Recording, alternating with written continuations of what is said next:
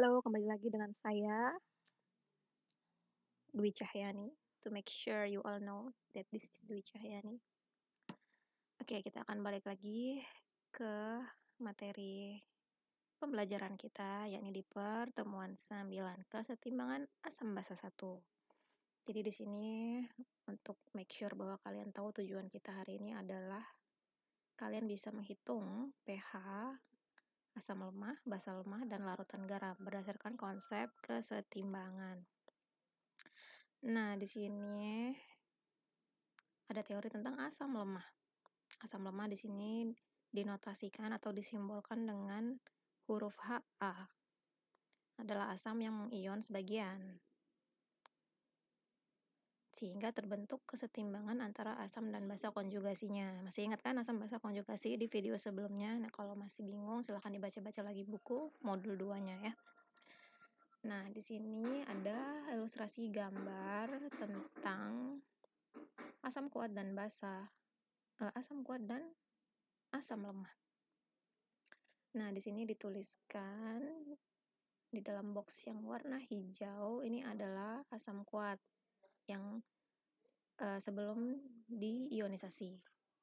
Dan sebelah sini juga ada asam lemah sebelum diionisasi atau sebelum dicampurkan dengan air. Nah, ketika mereka setelah dicampurkan dengan air, nih ada air di sini ya, dalam bentuk liquid. Setelah didisosiasikan atau diionisasikan, maka asam kuat itu dia langsung terpisah menjadi asam konjugasi dan basa konjugasinya. Menjadi H3O+ dan amin. 100% menghilang ya di sini Ha-nya, habis semuanya. Habis terdisosiasi. Akan tetapi asam lemah ketika dicampurkan dengan air, nih kita lihat jumlah asam lemahnya itu masih sangat banyak.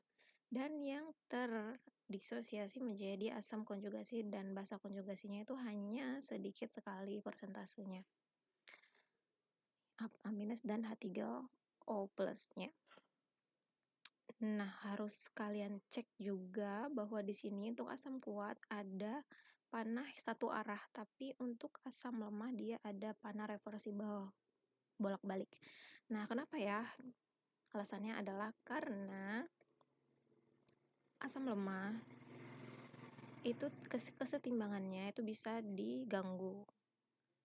Misalkan oleh suhu atau konsentrasi dan sebagainya ya. Nah, apabila ada panah reversible seperti ini, kalian harus mengingat kembali materi kesetimbangan kimia sebelum UTS.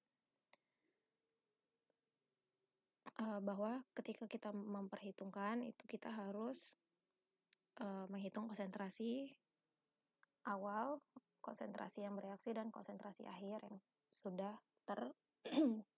yang sudah bereaksi. Nah, itu ya bedanya antara asam kuat dan basa kuat. Begitu juga nanti untuk basa kuat dan basa lemah. Nah, jadi kuncinya adalah kalau yang kuat dia akan habis terdisosiasi, kalau yang lemah dia tidak habis terdisosiasi. Kalau yang lemah dia panahnya reversible, kalau yang kuat dia panahnya satu arah. Oke, sampai situ oke ya. Nah, lalu di sini ada penulisan asam ditambah air, panah reversible menjadi H3O+ ditambah amines. Kalau dia reversible berarti dia adalah asam lemah. Nah, di sini kita memang sedang membahas asam lemah, bagaimana cara menghitung pH dari asam lemah. Nah, karena itu adalah reaksi kesetimbangan kimia, maka kita tulis nilai kesetimbangannya sebagai konsentrasi dari produk dibagi dengan konsentrasi reaktan. Di sini produknya adalah H3O+ dan aminas. Dan reaktannya sebenarnya di sini ada dua ya, Ha dan H2O. Akan tetapi yang kita pakai hanya asam lemahnya saja. Karena apa? Di sini lihat H2O bentuknya adalah dalam bentuk liquid sehingga kita tidak perlu masukkan ke dalam persamaan. Oke ya. Nah, lalu di tabel 1 ini ada beberapa contoh asam dengan nilai KA tertentu. Nah, dari mana sih nilai KA ini didapatkan? Tentu saja dari percobaan ya. Nilainya sudah fix, sudah ada nilai semuanya. Dari asam klorid sampai dengan asam sianida, di sini sudah ada nilainya semua. Nah, bagaimana sih cara menghitung pH larutan asam lemah dengan menggunakan konsep kesetimbangan? Nah, di sini ada contoh untuk menentukan pH larutan asam asetat atau HC2H3O2 sebanyak 0,1 molar dengan Ka 1,8 kali 10 pangkat minus 5. Nah, dilihat ya asam asetat. Sini asam asetat nilai Ka-nya 1,8 kali 10 pangkat minus 5. Sama ya nilainya. Jadi ini nilainya sudah fix, tidak bisa diubah-ubah. Nah, untuk menyelesaikan soal tersebut, dibuatlah diagram kesetimbangan. Diagram kesetimbangan yang seperti ini ya, ada mula-mula bereaksi dan reaksi yang setimbang. Nah, di sini mula-mulanya adalah 0,1 molar. Dari mana 0,1 molar? Oke, here it is. Dari soal ya, sejumlah 0,1 molar. Jangan bingung, 0,1 itu dari soal jumlahnya.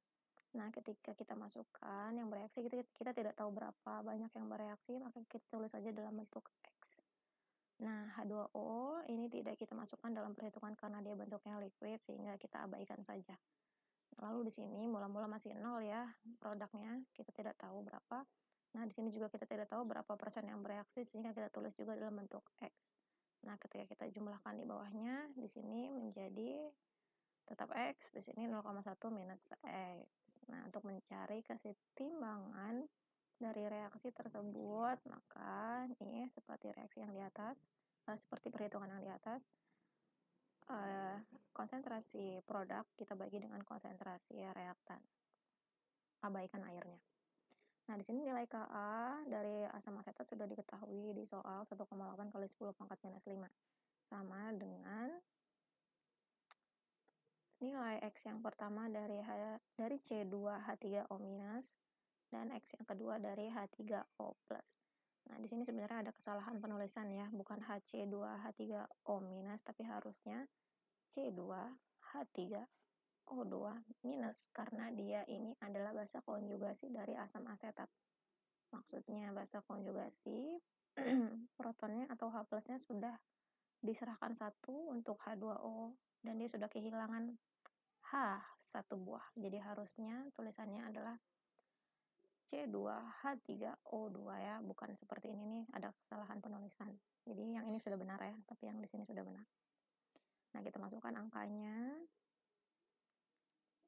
dibagi dengan 0,1 minus X karena kita tidak tahu berapa banyak yang bereaksi. Nah, di sini ada catatan bahwa apabila nilai konsentrasi asam awal dibagi dengan nilai Ka-nya atau kesetimbangan asamnya itu ketika sudah kita bagi nilainya lebih dari 400, maka nilai X pada penyebut bisa diabaikan. Akan tetapi jika nilainya kurang dari 400, ketika kita bagi nilainya kurang dari 400, maka nilai X-nya itu harus dimasukkan dalam perhitungan, masuk ke dalam persamaan kuadrat. Nah, ini kita hitung ya 0,1 dari soal 0,1 molar asam asetat kita bagi dengan nilai Ka-nya dan didapatkanlah nilai sejumlah 5.000. Nah, 5.000 ini kan lebih besar daripada 400, maka nilai X bisa diabaikan sesuai dengan ketentuan ini ya. Nilai X diabaikan. Sehingga di sini ketika perhitungan kita tulis hanya 0,1 saja. Minus X-nya dibuang. Nah, selanjutnya dalam perhitungan ini tinggal kalian kuadratkan 1,8 dikali 10 pangkat minus 6 karena sudah dikalikan ya. Nah, ketika dapat nilai X 1,34 kali 10 pangkat minus 3 molar, nah itu langsung saja dimasukkan ke logaritma minus dari jumlah H3O plusnya. Nah, ketika kita hitung, sorry ya, ada suara motor.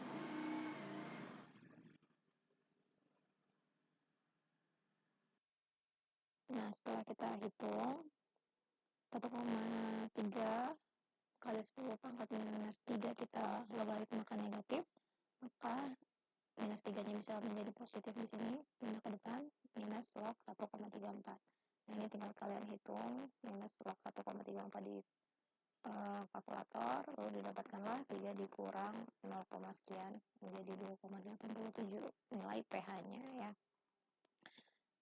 Nah, lalu untuk materi selanjutnya, yakni basa lemah. Nah, ini sama dengan sebelumnya ya. Jadi suatu basa atau di sini dituliskan dalam B, ketika dicampurkan dengan air, bentuknya liquid, itu dia akan menerima proton atau dia sebagai akseptor proton, menjadi BH plus ditambah OH minus. Nah, ini kan adalah ciri-ciri kalau dia adalah basa ya, oleh Arrhenius dia membentuk OH minus. Nah, untuk menuliskan nilai kesetimbangan kimia dari reaksi basa lemah tersebut, kita bisa tuliskan sebagai konsentrasi dari produk BH plus dan OH min, kedua-duanya dalam molar, dibagikan dengan konsentrasi asam lemahnya. Dan nilai Kb itu semuanya sudah fix ya, sudah ada nilai Kb-nya. Di sini di tabel 2 dituliskan nilai Kb untuk dietilamina sampai dengan anil, bisa kalian baca di modul ya. Nah, lalu bagaimana cara menghitung pH larutannya? Nah, itu hampir sama dengan asam lemah yang sebelumnya. Di sini ada contoh soal ya. pH untuk menentukan pH NH3 sebanyak 0,1 molar. Kb-nya 1,76 kali 10 pangkat minus 5. Cek di sini sama ya nilainya 1,76 kali 10 pangkat minus 5. Nah, kita tuliskan dulu dalam persamaan kesetimbangan kimia NH3 ditambah air.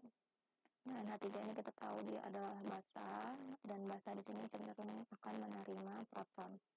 H2O dia akan menyumbangkan satu proton kepada NH3, lalu menjadi NH4 plus ditambah OH minus.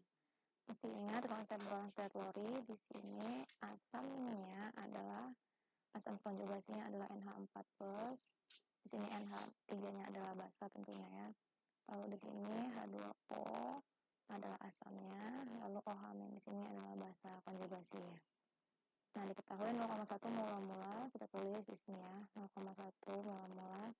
Kita tidak tahu berapa banyak yang bereaksi, kita tulis dalam bentuk X. Lalu di sini airnya diabaikan, mula-mula masih 0, dan kita tidak tahu ya berapa yang bereaksi, kita tulis juga dalam bentuk X. Sama dengan soal sebelumnya, pada akhirnya 0,1 dikurang X. Nah, masuk ke dalam rumus kesetimbangan, konsentrasi produk dibagi konsentrasi reaktan. Di sini nilai Kb-nya sudah diketahui, produknya X dikali X sama dengan X kuadrat. Lalu di sini di reaktan ada 0,1 kurang X. Dengan menggunakan ketentuan yang sama sebelumnya, kita bagi konsentrasi antara basa dengan Kb-nya, karena nilainya di atas 400, maka nilai X-nya kita abaikan. Sehingga langsung saja kita tulis di sini ya, 1,76 dikali 10 pangkat minus 6 sama dengan X kuadrat. Jadi kita kuadratkan, dapatlah nilai X atau konsentrasi dari OH minus sebanyak 1,33,10 pangkat minus 3 molar. Nah, di sini yang agak berbeda dengan pH, kita tidak bisa langsung mencari pH-nya, tapi kita nyari dulu pOH-nya ya. pOH-nya sama rumusnya adalah logaritma minus dari konsentrasi OH minus. Di sini ditulis dapatkanlah nilai 2,88. Nah, untuk mencari nilai pH-nya harus dikurangkan dulu dengan PKW-nya ya. Nilainya 14.